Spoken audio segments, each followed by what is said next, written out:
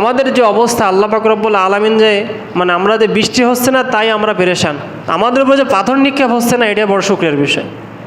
আমাদের উপরে পাথর নিক্ষেপ হচ্ছে না এই বিষয়, এইটা হলো বড় শুকরের বিষয়। সুদ ঘুষ যে পারছে মানুষের তো মেরে ধরে খাচ্ছে, মানে অনাহা কি এক কথা কি বলে নৈরাজ্য চলতেছে দেশের মধ্যে, বা মানুষের নফসের যে যেমন পারছে, মানুষ হারাম নাই হালাল নাই, যে যেভাবে পারতেছে চলতেছে, নিজের ইচ্ছা মতো স্বাধীনভাবে জীবন আমরা চালাচ্ছি। তো এই স্বাধীনভাবে চালানোর দরুন আল্লাহ পাক রব্বুল আলামিন যে আমাদের উপর পাথর নিক্ষেপ করছে না, এটা হলো সবচেয়ে বড় শুকরিয়ার বিষয়। বৃষ্টি হচ্ছে না এটা একটা ভালো বিষয়, আমাদের উপর পাথর নিক্ষেপ হচ্ছে না এটা সবচেয়ে শুকরিয়ার বিষয় হলো এটা। যে হারে আমাদের নাফরমানি বাড়তেছে আস্তে আস্তে, তো আমাদের উপর পাথর নিক্ষেপ হচ্ছে না, তো এটা এই জন্য আল্লাহকে শুকরিয়া আদায় করা যে আল্লাহ আপনি যে অবস্থায় রাখছেন এটা আমাদের শুকরিয়ার বিষয়, এটা আমাদের শুকরিয়ার বিষয়।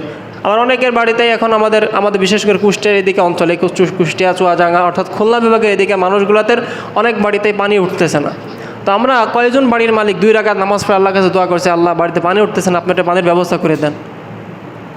এমন মানুষ খুঁজে পাওয়া যাবে না। সবাই চিন্তায় আছে যে কীভাবে পানি তোলা যায়, কীভাবে পানি তোলা যায়। আল্লাহ পাকের কাছে একবার আমরা বলতেছি না মন খুলে যে আল্লাহ একটু পানির ব্যবস্থা মাটির আপনার হাতেই পানির ব্যবস্থা, আপনার হাতেই পানি, মাটির নিচে কী আছে না আছে আপনি সেটা ভালো জানেন, আমাদের সেটা জানা আমরা জানি না।